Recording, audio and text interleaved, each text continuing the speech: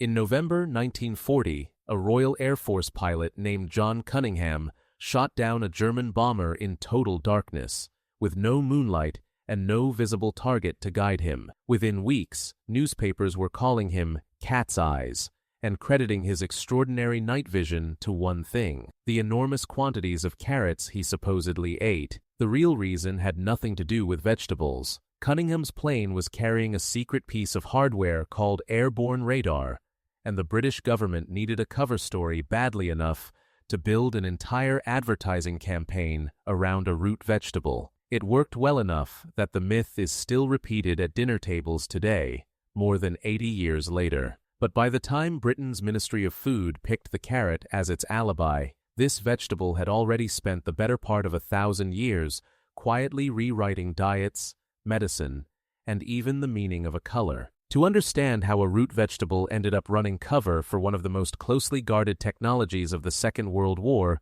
you have to go back, not thousands of years, the way you might expect from a global staple crop, just about 1100. Wheat was domesticated roughly 10,000 years ago. Rice, about 9,000. Corn, also around 9,000. The potato, 8,000. Compared to almost every other crop that ever built a civilization, the carrot barely qualifies as agriculture. By the standards of everything else on your plate, it is a teenager. The carrot's real starting point is the high, dry ground where modern Afghanistan, Iran, and Uzbekistan meet, a region botanists still call the center of the plant's genetic diversity. Wild carrot had been growing across Europe and Central Asia for thousands of years before anyone farmed it, but almost nobody wanted the root. It was thin, pale, forked like a bundle of twigs, and bitter enough to make eating it a chore. What people valued instead was the plant's seeds, sharp and aromatic, used across the ancient Middle East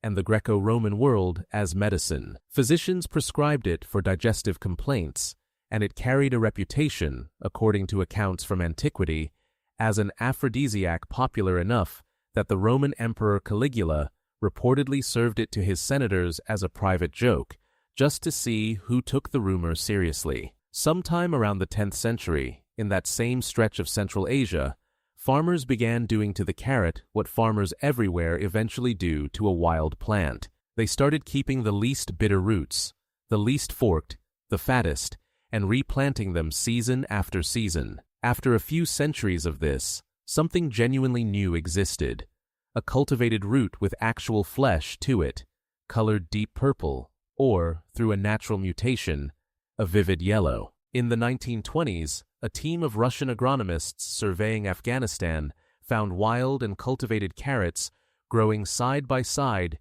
in such astonishing variety that they concluded, correctly, they were standing in the plant's birthplace. By 1025, the carrot was established enough in medicine that the physician Ibn Sina devoted a passage of his Canon of Medicine to it, describing its use as a diuretic and a treatment for the kidneys. This was not a passing mention. The Canon became one of the most influential medical texts in both the Islamic world and, later, medieval Europe, and it carried the carrot's reputation along with it for the next 600 years. From that Central Asian origin point, the purple and yellow carrot spread outward along the same trade networks, carrying nearly everything else through the medieval Islamic world, into Persia, across the eastern Mediterranean by around the year 1000, and eventually into Spain during the centuries of Arab rule over the peninsula. From Spain it moved north into the rest of Europe. Separately, moving east instead of west,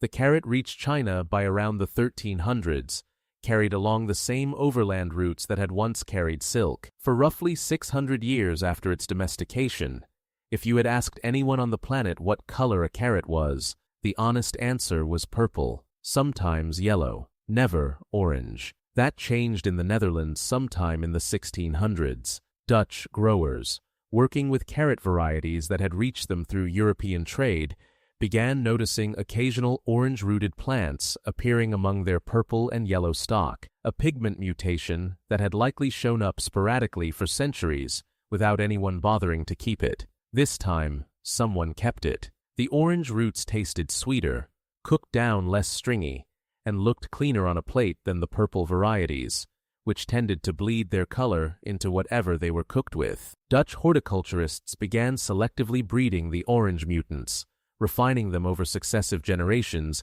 into something more uniform and more marketable than anything that had come before. This decision seemed small at the time. It was not. Within a century, the orange carrot had become the dominant variety across the Netherlands and was well on its way to becoming the global standard, the version of the vegetable that would push its purple and yellow ancestors almost entirely out of commercial agriculture for the next 300 years. There is a more romantic version of this story, repeated constantly and almost entirely wrong. According to popular legend, Dutch farmers bred the orange carrot deliberately as a patriotic tribute to William of Orange and the House of Orange-Nassau during the Dutch revolt against Spanish rule. It is a good story. It is also one that John Stolarczyk, the historian who curates the World Carrot Museum and has spent years tracing the claim through Dutch agricultural and artistic records, has found no solid evidence for, no farming manual, no royal decree, nothing beyond centuries of people repeating a coincidence until it hardened into fact. The orange carrot almost certainly came first, for reasons of taste and yield. The political meaning got attached afterward, once orange was already doing heavy symbolic work for a nation fighting for its independence. The vegetable did not honor the revolution. The revolution borrowed the vegetable's color after the fact. For another 2 centuries, nobody understood why the orange carrot looked the way it did, or whether it did anything useful for the body beyond filling a stomach. That changed in 1831, when a German chemist named Heinrich Wilhelm Ferdinand Wachenroder, working at the Pharmaceutical Institute in Jena, isolated the orange pigment directly from carrot roots. He named the compound carotene, from the Latin carota, meaning carrot. It remains one of the only chemical compounds in the world named directly after the vegetable that revealed it. It took almost another 100 years for anyone to work out what carotene actually did once it entered a human body. In 1919, a University of Wisconsin biochemist named Harry Steenbach proposed a connection between yellow plant pigments and vitamin A, the nutrient responsible, among other things, for the eye's ability to adjust to low light.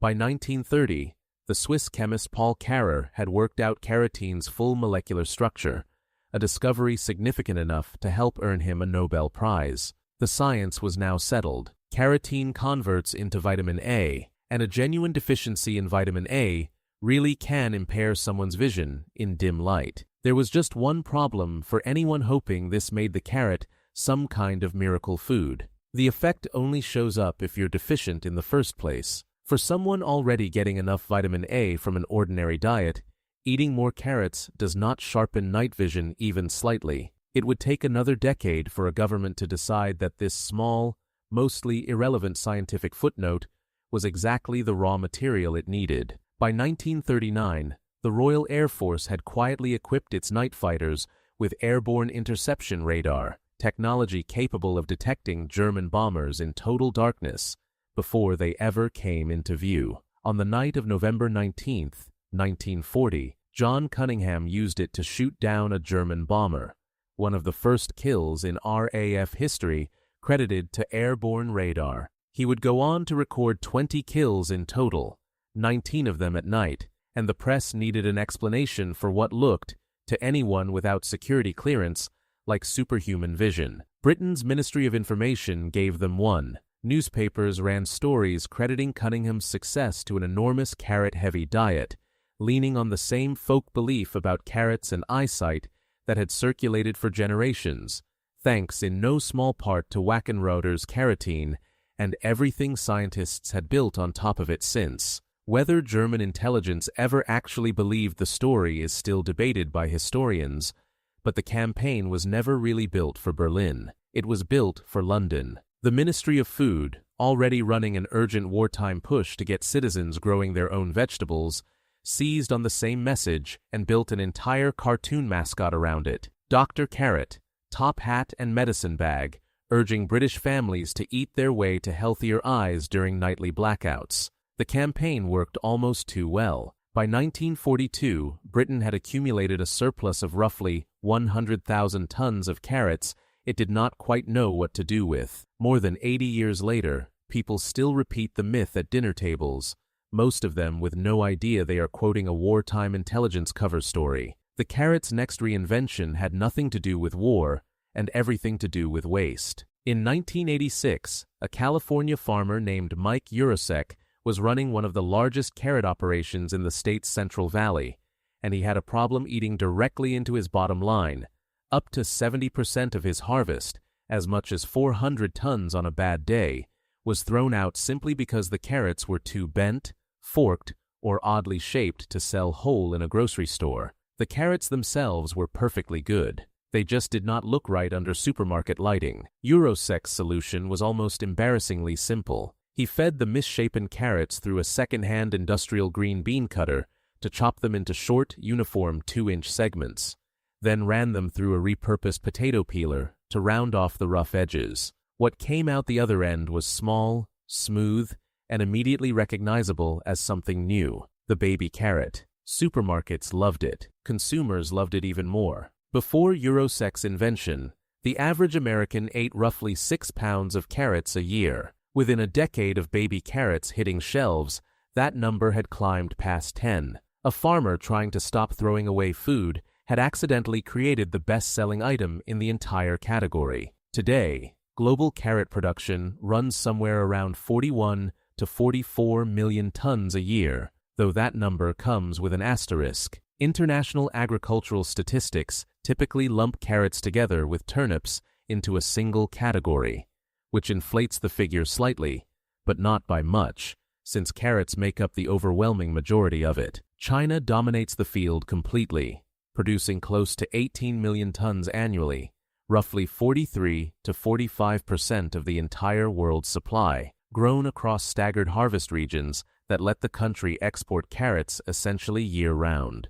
Uzbekistan, Russia, and the United States follow at a considerable distance, each producing a small fraction of China's total. Ukraine remains one of Europe's most significant producers as well, most of its harvest consumed domestically rather than exported, a pattern familiar to anyone who has followed how staple crops tend to move around the world. The carrot never became the kind of industrial raw material that corn or sugarcane did. There is no carrot ethanol, no carrot plastic, no carrot version of high-fructose syrup quietly hiding in a third of the products in your kitchen.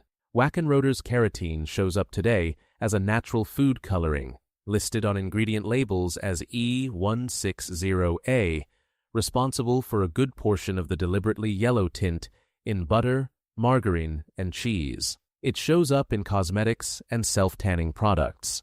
And the word carrot worked its way into everyday language in a completely different way. By the mid-1800s, English speakers were already using the image of a carrot dangled in front of a stubborn animal as shorthand for incentive, a phrase eventually sharpened by Winston Churchill and popularized by financial journalists after the Second World War into the modern idiom carrot and stick. Nobody has ever found solid historical evidence that farmers actually motivated donkeys this way. The metaphor outlived whatever practice it may or may not have described. None of this, the medicine, the color mutation, the wartime cover story, the industrial peeler that created the baby carrot, was inevitable. A wild, bitter, forked root growing along a handful of Central Asian valleys had no obvious future as a global commodity. It became one anyway, one small decision at a time. A farmer keeping the sweeter roots, a Dutch grower favoring an orange mutant, a chemist naming a pigment after the vegetable that carried it, a Ministry of Information deciding a vegetable made a more convincing lie than the truth. 1100 years ago, this was a plant nobody had bothered to cultivate. Today, it is the reason more than 40 million tons of orange roots come out of the ground every single year, quietly hiding behind one of the more successful cover stories in modern history. If this changed the way you think about what's sitting in your refrigerator, hit subscribe and drop a comment telling us which part of the carrot's history surprised you the most.